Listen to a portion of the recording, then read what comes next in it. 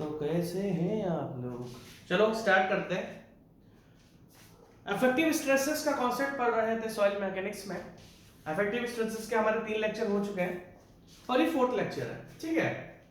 तो affective stresses की अगर मैं आपसे बात करूं तो लास्ट लेक्चर में मैंने आपको सारे केसेस बताए थे सॉइल की लेयर्स के। सॉइल सैंपल हमारा डिफरेंट डिफरेंट कंडीशन में हो सकता है।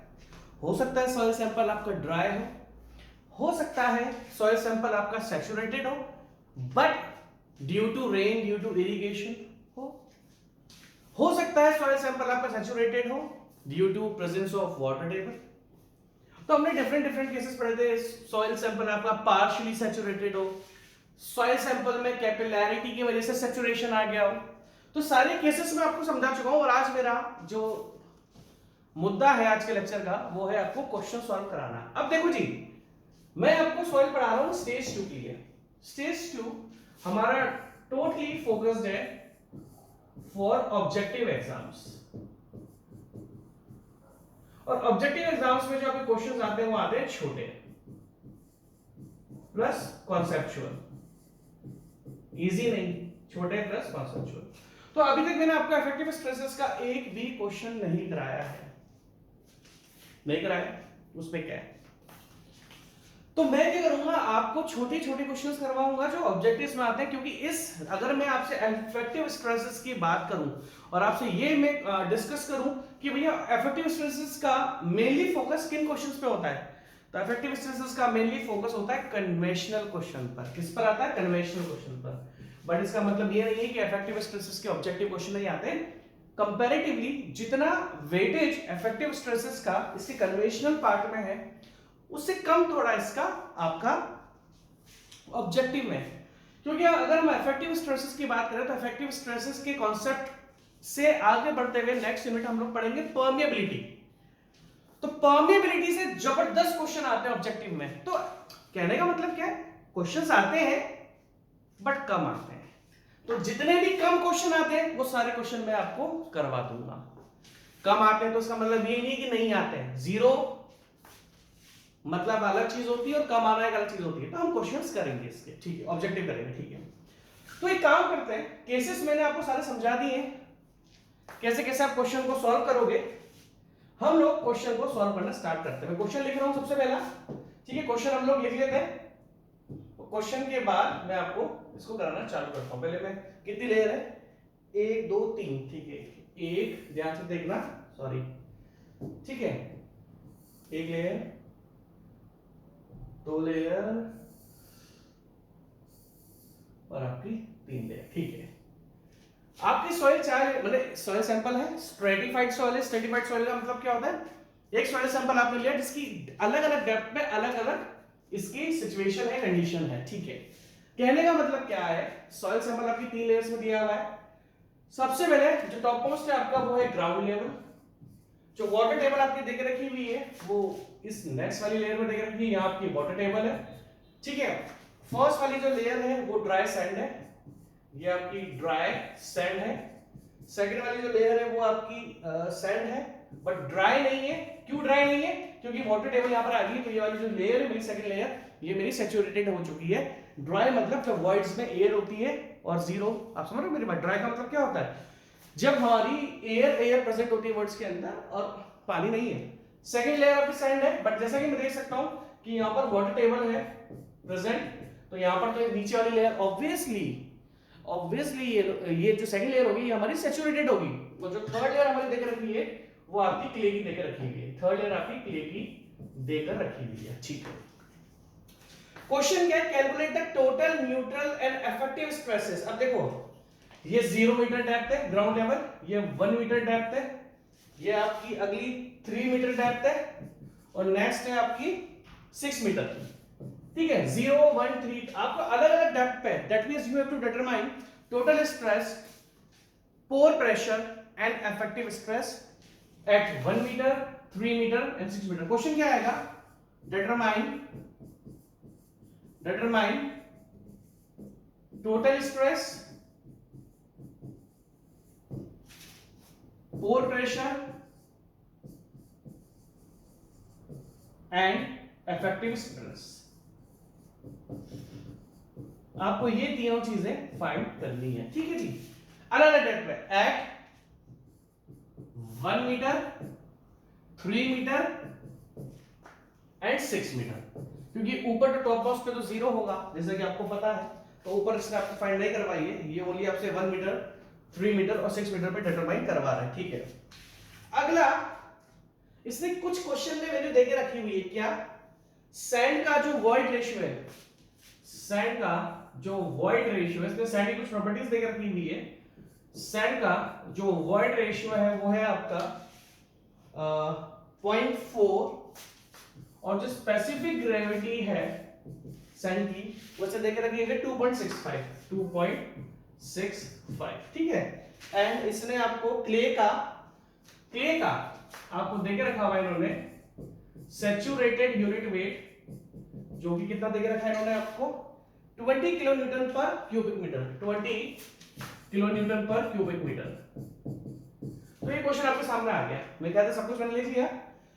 देखो जी, ये आपको देखा जाए तो ऑब्जेक्टिव क्वेश्चन भी है और सब्जेक्टिव भी। देखो मैं आपको बताता हूं, अगर ये only and only objective question होगा, अगर ये question only and only objective question होगा तो वो आपसे 1 मीटर, 3 मीटर, 6 मीटर तीनों पर total stress, effective stress and core pressure stress को डिटरमाइन नहीं कराएगा।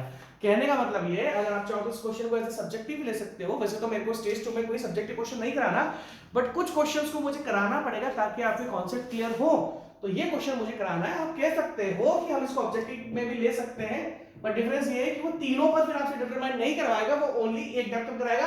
या तो 1 मीटर पे कर दो, 3 मीटर पे कर दो या 6 मीटर पे कर दो। तो हम तो पहला क्वेश्चन तो हम तीनों पे डिटरमाइन कर लेंगे ताकि आपके कॉन्सेप्ट क्लियर हो जाएंगे, ठीक है भैया। तो सबसे पहली बात 1 मीटर पे ध्यान से देखना। अगर मैं आपसे पूछूं 1 मीटर पे एट, ध्यान से देखना, मैं मिटाना चाहूंगा इसको, आपको लिखना है at 1 metre depth. 1 metre depth में पहली बात तो ड्राई सैंड है, ठीक है। मैंने जब आपको कल 5 केसेस बताए थे तो 5 केसेस में मैंने आपको कैपिलैरिटी का बताया था कि स्पेशली ध्यान रखना कि इस वाटर टेबल से पानी ऊपर तो नहीं जा रहा और कैपिलरी क्रिएट होकर ड्राई सैंड, जो देखो कहने का मतलब क्या है, कैपिलरी क्या होता है कि वाटर टेबल से ऊपर पानी चल जाता है और ऊपर वाली जोन को सैचुरेट कर देता है। इसने क्वेश्चन में कहीं पर भी ये मेंशन नहीं करा कि कोई भी कैपिलरी प्रेजेंट है इसके अंदर। अगर कैपिलरी प्रेजेंट होती तो हमको ध्यान रखना पड़ता, क्योंकि अभी तो हमें पता है कि वाटर टेबल के नीचे वाला पोर्शन आपका सैचुरेटेड है, बट अगर कैपिलैरिटी प्रेजेंट होती तो वाटर टेबल के ऊपर वाला पोर्शन भी सैचुरेटेड हो जाता है। बट अभी इसने इस क्वेश्चन में कुछ भी नहीं देकर रखा हुआ है, तो हम लेके चलेंगे ड्राई सैंपल। तो अगर 1 मीटर की बात करते हैं तो टोटल स्ट्रेस देखो, टोटल स्ट्रेस आपका आ जाएगा। अब जैसा कि मैंने आपको बताया था, मैंने आपको 5 केसेस बताए थे कि जब सॉइल सैंपल ड्राई होता है तो हम कौन सा यूनिट वेट यूज करते हैं, गामा डी। और अगर हम इधर की बात करें, अगर मैं 1 मीटर की बात करूं तो ओनली ऊपर एक सॉइल सैंपल है जो कि ड्राई सैंड का प्रेजेंट है और कोई भी दूसरी सॉइल प्रेजेंट नहीं है, और इसकी डेप्थ कितनी है 1 मीटर। अब बात ये आती है, क्या इसने क्वेश्चन में आपको ड्राई डेंसिटी सैंड का देकर रखा हुआ है?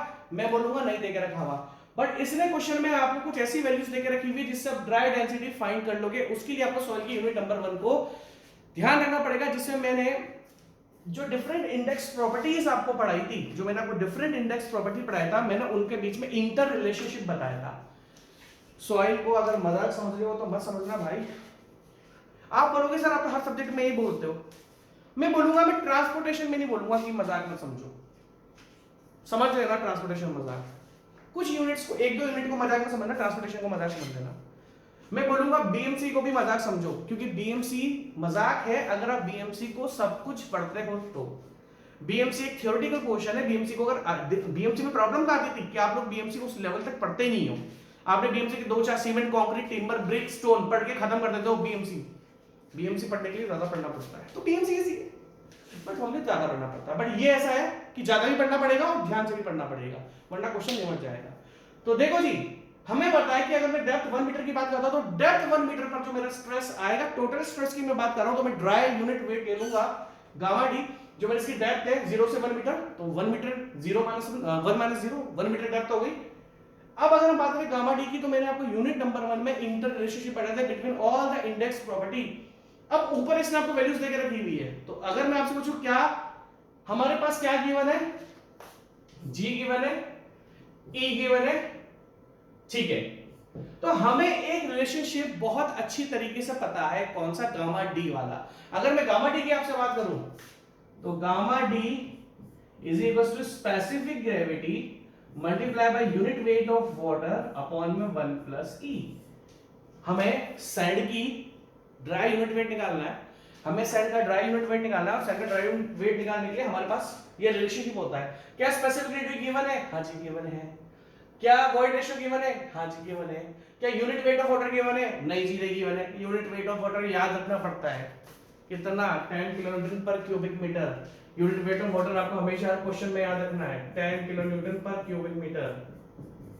इसको देने की जरूरत नहीं है, वैसे मेरे ख्याल से भी लिखा होगा, नहीं भी लिखा तो नहीं जरूरत है, रख दो, पुट कर दो। जी की वैल्यू कितनी है? 2.65। Unit weight of water 10, 1 plus void ratio कितना है आपका? 0.4। तो दैट मींस को फटाफट कैलकुलेट करते हैं। 26.5 divided by 1.4, 26.5 divided by 1.4 which is equals to 18.92 kilo newton per cubic metre. तो जो मेरी ड्राई यूनिट वेट है, जो मेरा ड्राई यूनिट वेट है, वो ड्राई यूनिट वेट मेरे पास आ चुका है 18.92। तो टोटल स्ट्रेस की बात अगर मैं करूंगा, तो मैं नेक्स्ट पेज पे आ रहा हूं।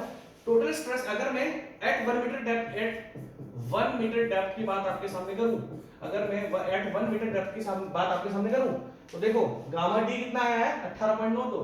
Gamma d is equals to 18.92 kilo newton per cubic metre. ठीक है, तो हमें एट 1 मीटर डेप्थ पर टोटल स्ट्रेस फाइंड करना था। टोटल स्ट्रेस आपके पास आ जाएगा गामा डी इनटू 1 मीटर था, दैट मींस 18 पॉइंट, क्योंकि 1 मीटर में हमने करा, ठीक है जी, आपका आ गया 18.92 किलोन्यूटन पर मीटर स्क्वायर। ध्यान रखना स्ट्रेस हमेशा न्यूटन पर एमएम स्क्वायर, किलोन्यूटन पर एमएम स्क्वायर में आता है, क्योंकि देखो इसको ये वाली वैल्यू कितनी है? किलोन्यूटन पर क्यूबिक मीटर। हमने ऊपर वाले मीटर से मल्टीप्लाई करते हैं तो नीचे का क्यूबिक मीटर ऊपर के मीटर से कट गया, बच गया नीचे मीटर स्क्वायर। ठीक है, अब पोर प्रेशर की बात करते हैं।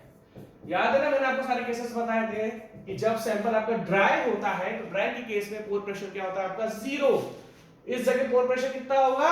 0। इस जगह पोर प्रेशर कितना होगा? 0। तो पोर प्रेशर मैंने लिखा 0। जिसने लेक्चर इसके शुरुआत के 2 लेक्चर्स नहीं देखे उसको एक भी क्वेश्चन समझ में नहीं आएगा।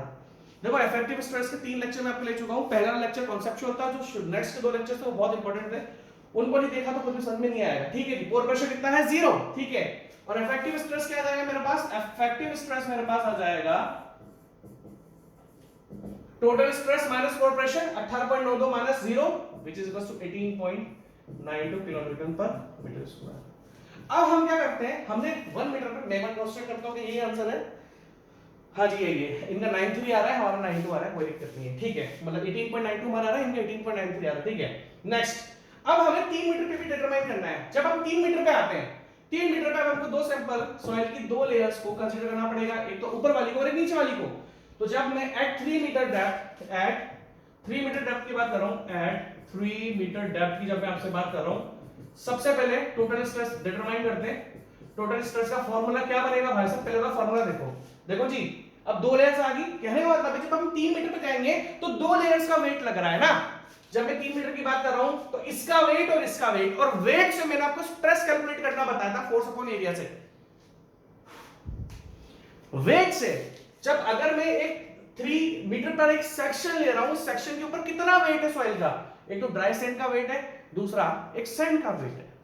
एक तो ड्राई सैंड का वेट है, दूसरा सैंड का वेट है। और अगर हम टोटल स्ट्रेस की बात करते हैं तो हम जिस सेक्शन पर कैलकुलेट करते हैं उसके ऊपर का जो वेट होता है उसके वेट को एज अ फोर्स में कन्वर्ट करके स्ट्रेस डिटरमाइन करते हैं फोर्स अपॉन एरिया से। और जब फोर्स अपॉन एरिया में डिवाइड कर देता हूं तो स्ट्रेस का फॉर्मूला मेरे पास क्या रहता है? Unit weight multiply by depth. तो जब मैं एट 3 मीटर डेप्थ की बात करता हूं तो मेरे पास 2 लेयर्स है जिनका वेट 3 मीटर डेप्थ पर लगेगा। कौन कौन सी 2 लेयर्स है?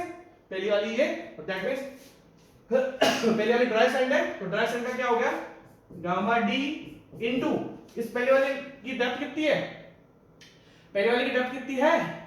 1 मीटर, 1 प्लस अब जब अगर मैं 3 मीटर जब मैं 3 मीटर डेप्थ डिटरमाइन कर रहा हूं तो सेकंड लेयर भी आ गई, but second layer water table के नीचे है भैया। और आ जाओ केस नंबर 3 पर, जब वाटर टेबल थी लेयर के ऊपर तो ये वाटर टेबल इसको सैचुरेट कर देती है। तो दैट मींस जब मैं सेकंड लेयर की बात करूंगा, ये होगी फर्स्ट लेयर, ये होगी सेकंड लेयर, ये होगी थर्ड लेयर। जब मैं सेकंड लेयर की बात कर रहा हूं तो मेरी second layer due to presence of water table on the top of second layer मेरी पूरी की पूरी सैंड सैचुरेट हो जाएगी। तो जब मैं सेकंड लेयर के बारे में बात करूंगा तो मैं लिखूंगा gamma saturated of sand into, अब सेकंड लेयर की डेप्थ कितनी है, ये 1 मीटर, ये 3 मीटर, 3 - 1 कितना हो गया 2 मीटर इनटू 2 मीटर। ठीक है जी। गामा टी कितना है था मेरे पास, गामा टी था मेरे पास 18.92, 18.92 into 1, 18.92 into 1 plus gamma saturated दे रखा है, ये रहा देखो, एक सेकंड। अच्छा अच्छा अच्छा, बहुत बढ़िया भैया, इन्होंने आपको क्ले का गामा सैचुरेटेड देकर रखा हुआ है। यहां पर ये सॉइल कौन सी है, ये सॉइल आपकी सैंड है, ये सॉइल आपकी सैंड है। तो दैट मींस जब मैं अब मुझे गामा सैचुरेटेड ऑफ सैंड निकालना पड़ेगा। वापस से आ जाओ इंटर रिलेशनशिप पे, क्या था G plus SE upon 1 plus E gamma water. जब सैचुरेटेड सॉइल होती है डिग्री ऑफ सैचुरेशन 1 होता है, तो फॉर्मूला बन जाता है G plus E upon 1 plus E into unit weight of water. मैं डायरेक्ट पुट करूंगा इसको क्योंकि मेरे पास जगह कम रहेगी, समझ गए। गामा सैचुरेटेड यहां पर क्ले का देके रखा हुआ है, सेकंड लेयर मेरी क्ले है क्या, सेकंड लेयर मेरी सैंड है। जब सेकंड लेयर मेरी सैंड है तो मैं क्ले का यूज नहीं कर सकता हूं, समझ रहे हो मेरी बात। तो हम लोग क्या करेंगे, गामा सैचुरेटेड ये जी रख दो फटाफट, क्या था जी, जूनियर जी क्या था, जी 2.65 फटाफट रखूंगा, 2.65 प्लस वर्ड रेशियो कितना था, क्योंकि मैं रखता तो उन्हीं क्वेश्चंस को, तो मुझे याद नहीं है, 0.4 अपॉन 1 प्लस 0.4 और यूनिट वेट ऑफ वाटर कितना था 10 किलोमीटर पर क्यूबिक मीटर। फटाफट कैलकुलेट करो, 2.65 क्योंकि मुझे क्वेश्चंस बहुत कराने हैं, 0.4 2.65 plus 0.4 multiply by 10 divided by 1.4, मेरा आ रहा है 21.78 किलोन्यूटन पर क्यूबिक मीटर। जैसा कि मुझे पता है कि मेरी कैलकुलेशन इस दुनिया में सबसे वाहियात है, सबसे वर्स्ट कैलकुलेशन मेरी है, जिसमें गलतियां होने के चांसेस बहुत ज्यादा होते हैं। तो मैं एक बार इसको फिर क्रॉस चेक करूंगा। वर्ड रेशियो मैंने 0.4 था, मैंने 0.4 ही रखा है। जी मेरा 2.65 था, मैंने 2.65 ही रखा है। बाकी गामा ऑफ वाटर तो 10 मुझे पता है और 1 प्लस, ठीक है, तो 2.65 plus 0.4 divided by 1.4 multiply by 10 और ये आ रहा है 21.78, ठीक है। तो कुछ मत करो, अब गामा सैचुरेटेड आपके पास है, ध्यान से देखना। मैं इस क्वेश्चन में यहाँ कंटिन्यू कर रहा हूं, यहां से यहां आ जाना आप लोग, अभी मैं लिखने का मौका दूंगा आपको। तो अगर आप देख सकते हो तो गामा सैचुरेटेड हमारे पास आ चुका था, हमने गामा सैचुरेटेड यहां पर पुट कर दिया फटाफट, 21.78 मल्टीप्लाई बाय 2, इन दोनों को सॉल्व कर लो। ये तो 18.92 ही है और ये आ जाएगा आपका 21.68 multiply by 2 43.57 is equals to plus 18.92 which is equals to 62.49 एक बार क्रॉस चेक करेंगे, गलती होती बिल्कुल परफेक्ट है। अब हमने टोटल स्ट्रेस को डिटरमाइन कर लिया, अब हम करेंगे पोर प्रेशर। जैसा कि आप देख सकते हो कि सेकंड लेयर की जब मैं बात कर रहा हूं तो जो मेरी लेयर है, जब मैं सेकंड लेयर की बात आपसे कर रहा हूं, तो जो मेरी लेयर है वो वाटर टेबल के नीचे है, तो ऑब्वियसली पानी भरेगा तो पोर प्रेशर भी जनरेट होगा। पोर प्रेशर अब कंसीडरेबल अमाउंट में होगा, तो हमने पोर प्रेशर को कंसीडर कर लिया। नाउ पोर प्रेशर का सिंपल सा फॉर्मूला है U, रिप्रेजेंट करता हूं U से, टोटल स्ट्रेस को हम रिप्रेजेंट करते हैं सिग्मा से, है ना, इफेक्टिव स्ट्रेस को हम रिप्रेजेंट करते हैं सिग्मा डैश से या सिग्मा बार से, सॉरी, ठीक है। तो पोर प्रेशर को हम U से रिप्रेजेंट करते हैं, इसका फॉर्मूला होता है unit weight of water multiply by जितनी भी डेप्थ पे सैंपल है। गीला वाला सैंपल कितनी डेप्थ का है, 2 मीटर का है। गीला वाला सैंपल, ऊपर वाला गीला नहीं है, ऊपर वाला सैचुरेटेड नहीं है, नीचे वाला सैचुरेटेड है, तो मैं ओनली इसकी डेप्थ लूंगा 3 - 1 2 meter into 2 meter. Unit weight of water कितना होता है, 10 × 2 = 20 किलो न्यूटन पर मीटर स्क्वायर। क्योंकि स्ट्रेस की बात होती है, स्ट्रेस कभी भी मीटर क्यूब में नहीं आता है, ठीक है। तो अगर मैं इफेक्टिव स्ट्रेस की बात करूं, दैट मींस 3 मीटर डेप्थ पर अगर मैं आपसे इफेक्टिव स्ट्रेस की बात करूं, इफेक्टिव स्ट्रेस की बात आपसे करूं मैं, तो which is equals to total stress कितना था 62.49 माइनस 62.49 माइनस इफेक्टिव स्ट्रेस मेरे पास आ गया 62.49 माइनस आपका कोर कितना है 20, तो ये तो जानट आ गया 42.49 किलो न्यूटन पर मीटर स्क्वायर। तो देखो जी मैं चेक करूंगा एक बार 42.4, ठीक है परफेक्ट है, इनका 0.51 आ रहा हमारा 0.4। सबसे पहले क्वेश्चन लिखो यहां से, लिख लो, क्योंकि अभी मुझे इसमें थोड़ा टाइम हो लगेगा, टेंशन ना लो दोस्तों। देखो जी मैं आपसे कह रहा हूं कि ये क्वेश्चन ऑब्जेक्टिव में भी आ सकता है। डिफरेंस ये है कि ऑब्जेक्टिव में वो आपसे तीनों डेप्थ में नहीं पूछेगा, मैंने तीनों डेप्थ में करा दिया, तो थोड़ा अच्छा कॉन्सेप्ट है, सिंपल सी बात है। वो आपसे डायरेक्टली 3 मीटर में पूछ लेता, ऑब्जेक्टिव में क्या करेगा वो आपसे एक लाइन पूछेगा बस, ठीक है जी। अब ध्यान से देखना, करें आगे का चालू, सॉरी ये लिख लो। नेक्स्ट, अब मैं बात कर रहा हूं किसकी, हमने 1 मीटर में डिटरमाइन कर लिया। देखो 1 मीटर आपका यहां से स्टार्ट हो रहा था, फिर 1 मीटर आपका यहां खत्म हो गया, फिर ये मेरा 3 मीटर मैंने यहां से स्टार्ट हुआ, यहां से होते होते मैं यहां पर आया। अब मैं ले रहा हूं at 6 meter depth, at 6 meter depth. जब मैं 6 मीटर डेप्थ पे आता हूं तो टोटल स्ट्रेस की अगर मैं आपसे बात करूंगा, तो ध्यान से देखना, गामा डी सबसे पहली वाली लेयर ड्राई सैंड थी, गामा डी कितनी डेप्थ तक थी 1 मीटर पर थी सर। अगली वाली जो सॉइल थी वो ड्राई थी सैचुरेटेड थी सर, वाटर टेबल प्रेजेंट है, इसके नीचे लेयर है तो 100% सैचुरेटेड होगी, इसके नीचे थर्ड लेयर भी प्रेजेंट है तो ये भी सैचुरेटेड ही होगी ना, पानी हवा में उड़ते हुए थोड़ी आ जाएगा। अगर यहाँ पर पानी है तो ये भी सैचुरेटेड होगी और ये भी सैचुरेटेड होगी, क्योंकि पानी के नीचे ये मिट्टी है, सिंपल सी बात है, ठीक है।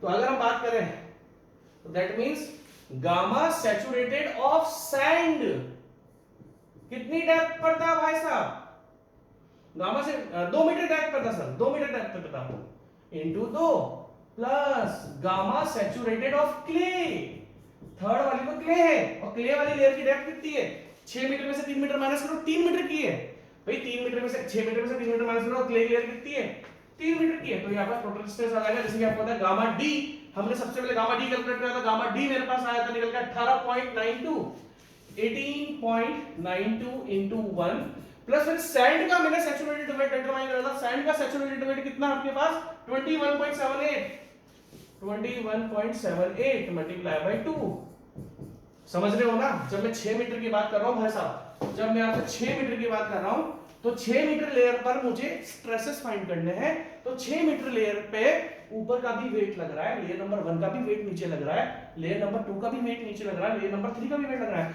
आपको जिस भी सेक्शन पर डिटरमाइन करना है आप बस ये देखोगे, भैया देखो साफ सुथरी बात है, हम स्ट्रेसेस निकालते हैं due to the weight of soil sample, weight को फोर्स में कन्वर्ट करके स्ट्रेस के फॉर्मूले में यूज करके फोर्स अपॉन एरिया करके ये गामा डी इनटू डेप्थ का फॉर्मूला जनरेट करते हैं।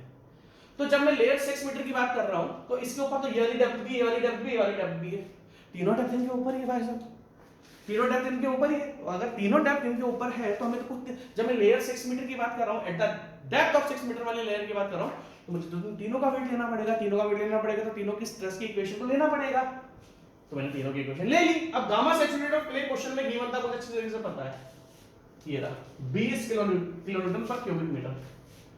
गामा सैचुरेटेड ऑफ क्ले हमने सैंड का डिटरमाइन करता, बट क्ले का गिवन है, थर्ड लेयर मेरी क्ले, सेकंड लेयर में सैंड थी, सैंड का सैचुरेटेड वेट मैंने डिटरमाइन कर लिया, क्ले का क्वेश्चन में गिवन है, दैट पुट करो 20 किलोन्यूटन पर क्यूबिक मीटर प्लस 20 किलोमीटर पर क्यूबिक मीटर इनटू 3, या फिर नोटिस हटा के फटाफट लिख लेते हैं, that means 21.78 multiply by 2 plus 60 plus 18.92 which is equals to 122.48, ठीक है, किलोमीटर पर मीटर स्क्वायर, समझ रहे हो, ठीक है जी। एक बार फिर क्रॉस चेक कर लो, मेरी कैलकुलेशन आप जानते हो ना, 60 10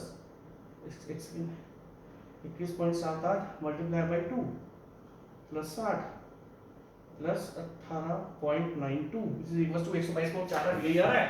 अब देखो पोर प्रेशर ध्यान से देखना at the depth of 6 meter. तो पोर प्रेशर की जब हम बात कर रहे हैं, जब हम पोर प्रेशर की बात कर रहे हैं तो देखो ऊपर वाली सैंपल तो ड्राई थी तो इसका तो पोर प्रेशर जनरेट होगा नहीं, बट जब मैं सेकंड लेयर पे आता हूं तो ये गीली है, थर्ड लेयर भी मेरी गीली है, गीली मतलब सैचुरेटेड है, सारे के सारे voids and pores filled with water only, ठीक है जी। तो सेकंड वाली में तो पोर प्रेशर जनरेट होगा। अब ध्यान से देखना, तो फर्स्ट वाले का पोर प्रेशर तो आ गया 0, फर्स्ट लेयर का पोर प्रेशर आ गया 0। जब मैं सेकंड लेयर की बात करूंगा तो सेकंड लेयर का आ जाएगा यूनिट वेट ऑफ वाटर और उसकी जितनी भी डेप्थ है। हम क्या करते हैं H1 डेप्थ मान लेते हैं, ये होगी H1 डेप्थ, ये होगी H2 डेप्थ, ये होगी H3 डेप्थ। ये मेरे को शुरुआत में कर देना चाहिए था बट मैं थोड़ा अजीब से इंसान हूं तो मैंने नहीं करा, अब मैं क्या बोलूं, अब तो हो गया क्वेश्चन, ठीक है। तो सेकंड लेयर की बात करते हैं तो H2 हो गया, ठीक है। तो that means gamma water into H2 plus नीचे वाली भी थर्ड वाली लेयर भी मेरी सैचुरेटेड है तो gamma water into H3, gamma water into H3, ठीक है जी। तो अगर आप देख सकते हो 0 गामा वाटर होता है 10 किलोमीटर पर क्यूबिक मीटर इनटू H2 मेरा कितना था, शायद 2 मीटर था, 2 मीटर था और 10 और H3 मेरा 3 मीटर था क्योंकि 6 माइनस 3 3 आ गया था। That means 20 plus 30 is equals to 50 kilo newton पर मीटर स्क्वायर। और अगर मुझको भाई साहब इफेक्टिव स्ट्रेस निकालना है at the depth of 6 meter, अब मेरे को अगर इफेक्टिव स्ट्रेस निकालना है तो depth of 6 meter total stress में से इफेक्टिव स्ट्रेस को, टोटल स्ट्रेस में से पोर प्रेशर को माइनस कर दो भैया, आपका आंसर आ जाएगा। तो इफेक्टिव स्ट्रेस हम लोग क्या करते हैं 122.48 minus 50 which is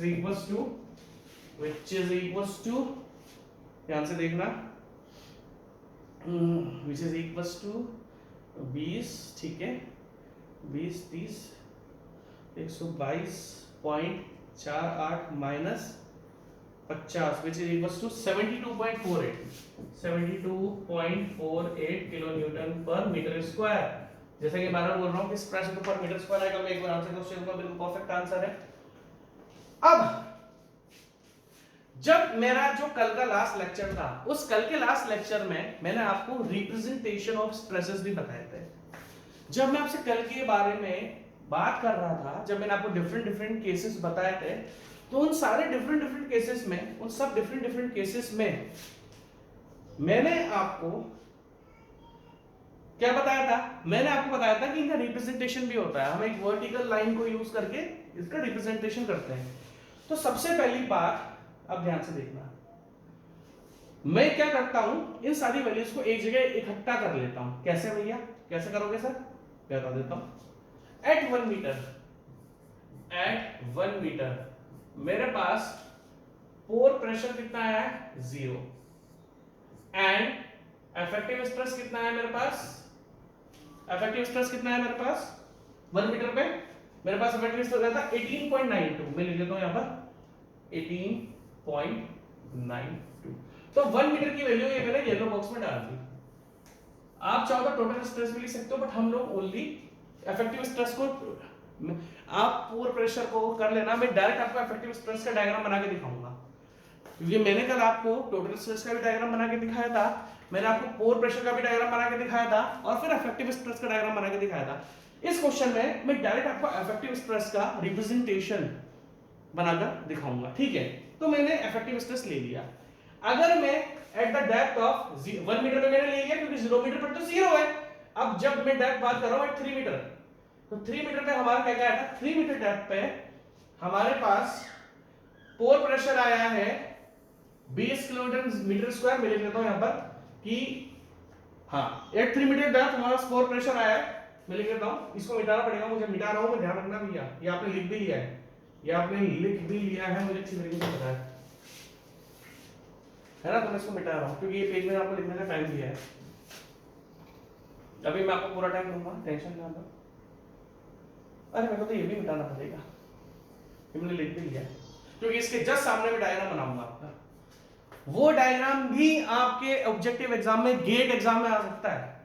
gate exam में वो देखो, ध्यान देना कि इफेक्टिव स्ट्रेस जो होता है वो गेट के लिए ना थोड़ा फेवरेट टॉपिक होता है। तो इस चीज का आपको ध्यान रखना पड़ेगा। काम चोरी मत कर जाना गलती से भी। काम चोरी कर जाओगे तो आपको दिक्कत है, मुझे दिक्कत नहीं है। मुझे तो जो करना था मैं बन गया, मुझे जो अपनी लाइफ में करना था मैंने कर लिया, और कुछ मेरी करने की इच्छा भी नहीं है, जो हूँ संतुष्ट हूँ। ठीक है,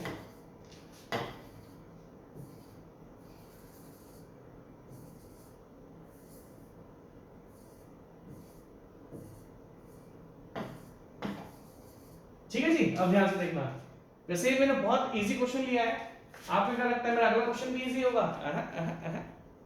ठीक है, अगर हम बात करते हैं 3 मीटर डेप्थ की, तो 3 मीटर पे हमारा पोर प्रेशर मैं लिख देता हूं at 3 meter depth, at 3 meter पर हमारे पास पोर प्रेशर कितना आया था?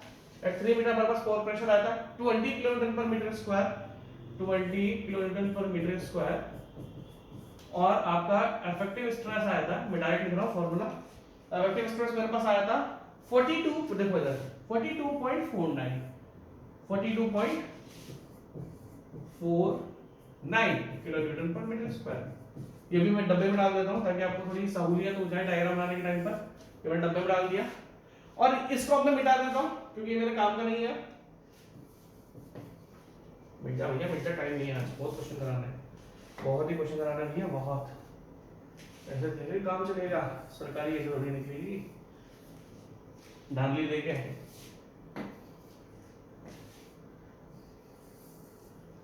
ठीक है जी, अब एट 6 मीटर में यहां लिख रहा हूं, एट 6 मीटर डेप्थ, 6 मीटर में हमारे पास पोर प्रेशर कितना आया था? 6 मीटर में हमारे पास पोर प्रेशर आया था 50 किलोमीटर पर मीटर स्क्वायर, वो 50 किलोमीटर पर मीटर स्क्वायर। और इफेक्टिव स्ट्रेस मेरे पास आया था 6 मीटर पे आ गया ये ना 72.48 किलोमीटर पर मीटर स्क्वायर। अच्छा, जैसा कि आप है ना ओवर कॉन्फिडेंट मत रहना, ये मैंने बहुत इजी क्वेश्चन लिया है, ये मैंने बहुत ही इजी क्वेश्चन लिया। आप ओवर कॉन्फिडेंस में आ गए, अभी मैं कैपिलैरिटी लेके आऊंगा। ओवर कॉन्फिडेंस में भाइयों आपको नहीं आना है, ये बहुत इजी क्वेश्चन लिया है। अरे हमें तो सब आता है, ऐसा नहीं करना है, ये बहुत इजी क्वेश्चन लिया है क्योंकि ये मेरा पहला क्वेश्चन है, और पहला क्वेश्चन मैं बहुत इजी लेता हूँ। फिर मैं अपनी वाली जो दिखाता हूँ आगे वाले क्वेश्चन से दिखाता हूँ, और मैं अपनी वाली आगे वाले सेकंड क्वेश्चन से दिखाना चालू कर दूंगा अपनी वाली।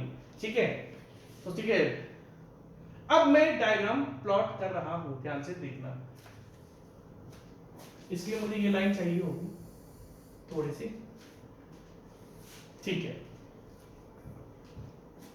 अब अगर आप ध्यान से देखो तो मैं बना रहा हूं डायग्राम। सबसे पहले किससे बनाऊं? इससे सुंदर दिख रहा है। ठीक है, ये लाइन ले लो आप। ठीक है, मैं डायग्राम ओनली इफेक्टिव स्ट्रेस का बना रहा हूं। कल मैंने आपको तीनों का बताया था, टोटल का भी बताया था, इफेक्टिव का भी बताया था, पोर का भी बताया था। मैं तीनों का बता रहा हूं आज आपको। ठीक है भाई, 0 मीटर पे तो सब कुछ जीरो है, जीरो। मैं डायग्राम आपको बना के दिखा रहा हूं इफेक्टिव स्ट्रेस का। इफेक्टिव स्ट्रेस रिप्रेजेंटेशन,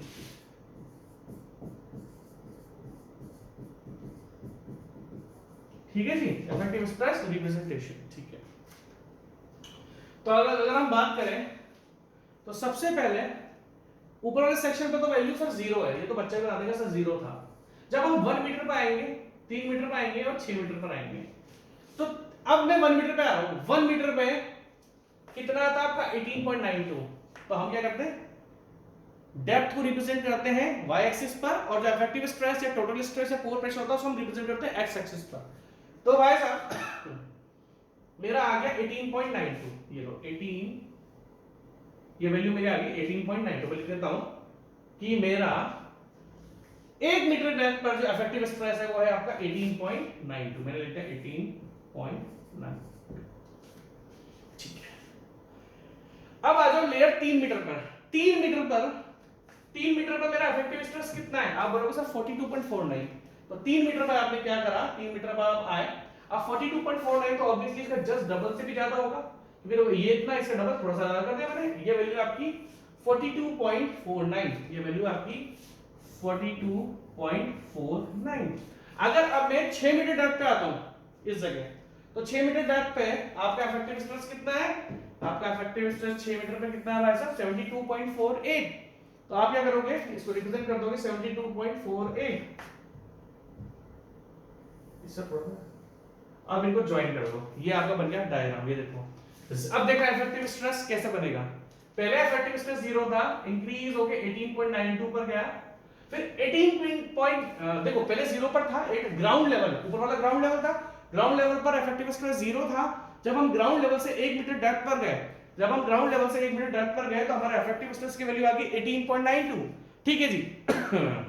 फिर 18 जब हम वापस से और 3 मीटर की डेप्थ पे गए तो 18.92 इंक्रीज होके बन गया 42.49, और जब 6 मीटर पे गए तो इंक्रीज होके बन गया 72.48। ये आपका बन गया डायग्राम, और ये वैल्यू देखो यहां पे लिख लेना 72.48। तो अब मैं आपको लिखने का मौका दे रहा हूं पूरा का पूरा, ये आपका इफेक्टिव स्ट्रेस डायग्राम है। मैं आपको लास्ट बार चिल्लाकर बोल रहा हूं कि ये भी आपका ऑब्जेक्टिव एग्जाम में आता है, वो डायरेक्ट आपसे ये डायग्राम पूछेगा, नहीं है सब जरूरी जरूरी नहीं है कि वो आपसे किसी भी डेप्थ पर इफेक्टिव स्ट्रेस या टोटल स्ट्रेस या पुअर प्रेशर स्ट्रेस पूछे। वो आपसे किसी भी डेप्थ पर किसी भी क्वेश्चन में इस डायग्राम को पूछ लेगा कि भैया बता इफेक्टिव स्ट्रेस का डायग्राम क्या बनेगा। तो मैंने आपको ये लिखने का मौका दे दिया था, बट मुझे लग रहा है कि मैंने आपको ये लिखने का मौका दे दिया, तो इसको लिखो पहले, क्योंकि पहला क्वेश्चन है उड़ गया तो फिर मजा ही नहीं आएगा। और उसके बाद इस तरीके से आप मैं देखूं एक बार डायग्राम ये बनाया ना, हाँ ऐसा ही है 42, ठीक है यही है बना इस डायग्राम। अब मैं अपना नेक्स्ट क्वेश्चन चिपका रहा हूँ, थोड़ा ध्यान से देखना।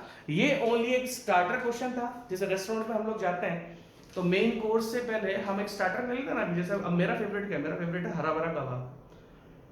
कहीं गए बोलता ले चने लिया यार, रोस्टेड पापड़ लिया यार, जो भी मैं रोस्टेड पापड़ ले लेता हूँ, चने ले लिए, तो मेन कोर्स तो आता रहता है। तो ये ओनली आपका स्टार्टर क्वेश्चन है, मेन कोर्स आना अब स्टार्ट होगा। डायग्राम को बनाओ तरीके से।